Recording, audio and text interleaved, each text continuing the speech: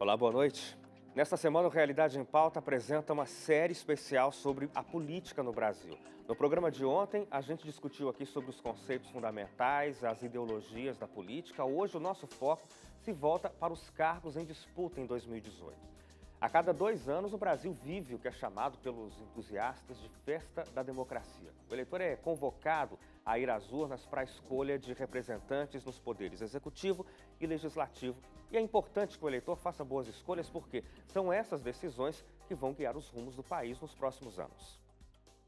Em 2018, as eleições ocorrem nos âmbitos estadual e federal, com mudanças importantes nas regras eleitorais, como o próprio tempo de duração da campanha. O secretário judiciário do Tribunal Superior Eleitoral, Fernando Maciel Alencastro, explicou que a principal razão para este tempo menor de campanha é financeira.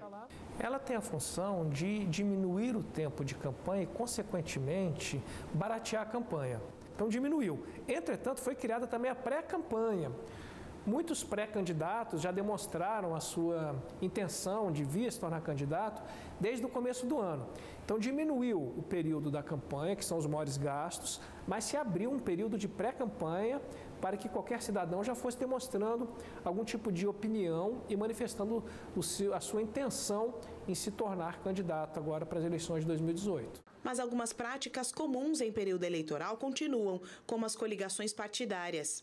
O Dr. Cláudio Couto, cientista político da FGV de São Paulo, comenta a utilidade da prática para os partidos. As coligações, elas quando se fazem em época de eleição, elas têm a finalidade, sobretudo, de fortalecer candidaturas do ponto de vista do tempo de campanha, do ponto de vista dos assim chamados palanques, palanque estadual, você está perto de um candidato a governador que é forte, que vai atrair votos, Elas são muitas vezes uma forma do partido pequeno, ao ceder alguns segundos do seu tempo de televisão e rádio para um partido maior, obtém em contrapartida a chance de suplantar o chamado quociente eleitoral. Ou seja, ele se coliga na eleição para deputado, ele precisa ter um mínimo, mas esse mínimo, quando ele junta com o partido maior, fica somado. E aí ele passa a fase, consegue eleger alguém e sobrevive. Em troca, o que ele dá?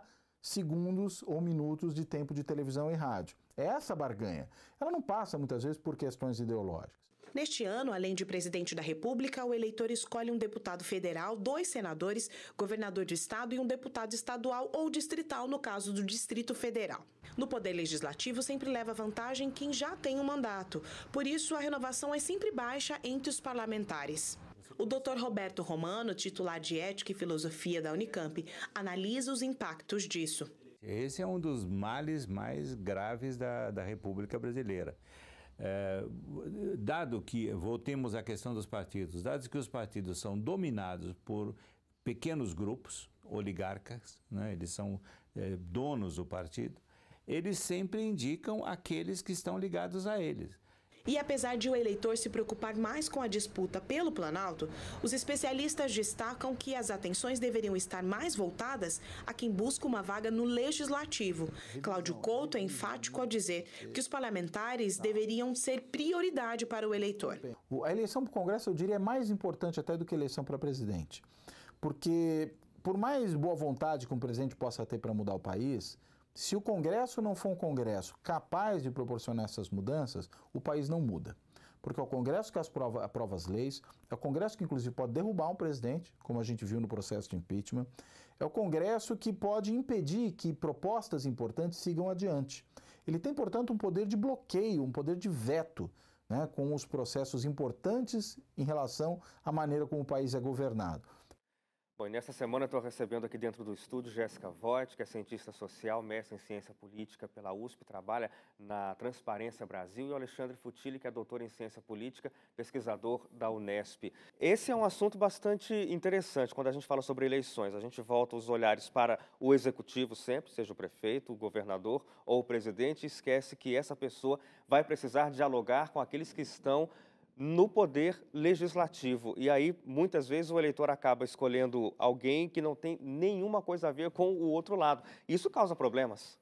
Certamente, causa problemas porque é com quem o presidente vai ter que conversar, com o Congresso, E se a gente for também pensar, por exemplo, nas transformações sociais que nós desejamos, que o eleitor deseja, seja ela qual for, de fato esse eleitor tem que olhar para o legislativo.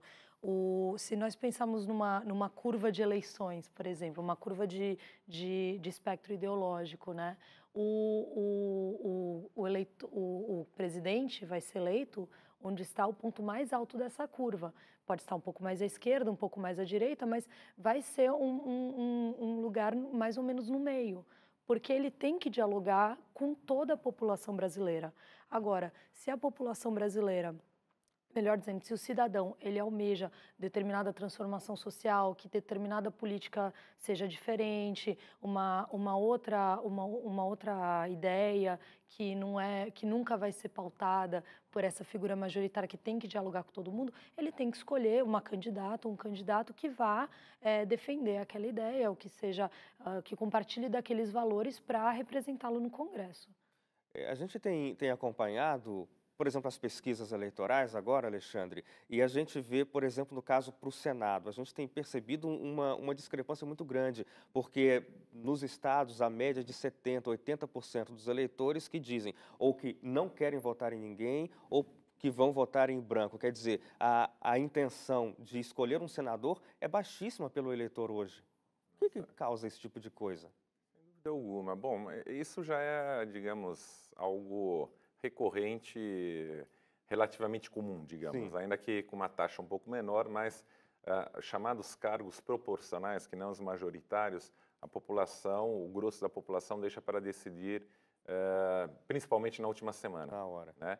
Se estima que isso gira em torno, pelo menos no mínimo um quarto define, faltando 3 dias, de sexta até domingo, e até quase 10% chega a se estimar que decide, no caso proporcional, maior ainda, né? Mas no dia, inclusive para cargo majoritário, ou seja, para o executivo, para presidente da República, para governador, se estima que cerca de 5 a 6% decidem no dia, né?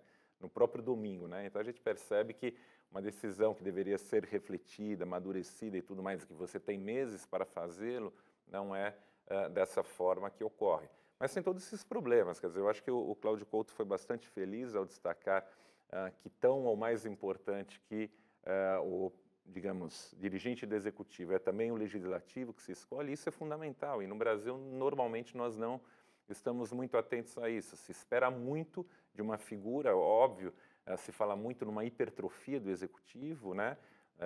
Mas o que a gente vive concretamente no caso do Brasil, indo aí para a 3ª década de vida, né? O chamado presidencialismo de coalizão, que com quase 30 anos de vida dá sinais de esclerose múltipla, quer dizer, ele está completamente com problemas sérios.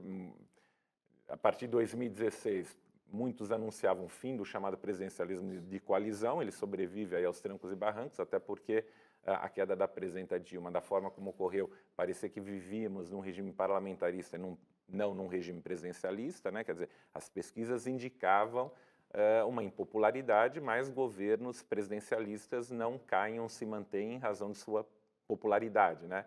Enfim, teve toda a questão lá de um chamado crime de responsabilidade, das chamadas pedaladas fiscais, mas de qualquer forma, talvez naquele momento tenha ficado claro um pouco para o eleitor, para o cidadão comum, a importância do legislativo, mas passar aquele momento, aquele ápice, né, de bombardeio, inclusive pela mídia, as pessoas passam a considerar o legislativo uma coisa menor e justamente do executivo, né, é um pouco, a gente tem, talvez a nossa formação social, um pouco essa coisa, digamos, da metrópole, né, de Portugal, a figura sebastianista de um salvador da pátria que virá e nos redimirá de todos os males. Infelizmente não é assim, quer dizer, é um padrão de responsabilidade compartilhado onde o chefe do executivo, por mais competente que ele seja, por mais bem intencionado que ele seja, se não tiver em alguma medida um legislativo que dê para compor em outras formas, óbvio, outra coisa que diz muito no Brasil, o problema são o número de partidos. O Brasil tem 35 partidos, não tem nenhum país do mundo, digamos, decente, desenvolvido com esse número de partidos, não é verdade, né? Nós temos países como, por exemplo, Alemanha, né, Israel, e até mesmo os Estados Unidos, ainda que tenham 2 principais, com um número de partidos maior do que o Brasil. Então, o problema não está necessariamente no número de partidos políticos que nós temos, né? Óbvio, alguns com representação no Congresso, outros não, mas sim no tipo de amarração que é feito. Então, Só voltando à sua pergunta, a questão do senador, ou dos senadores, né, são 2 este ano, renova 2/3 do Senado Federal, assim como a Câmara Federal, assim como as assembleias estaduais e a distrital em Brasília, é de fundamental importância para o tipo de política e de políticos que nós queremos a partir de 2019. Mas as pessoas, novamente, via de regra, estão negligenciando esse ponto. O foco continua sendo, infelizmente, só o executivo. A gente tem que ir para o intervalo, gente, é coisa bem rápida. A gente faz um intervalo de 2 minutos e já já a gente retorna aqui para continuar discutindo no estúdio.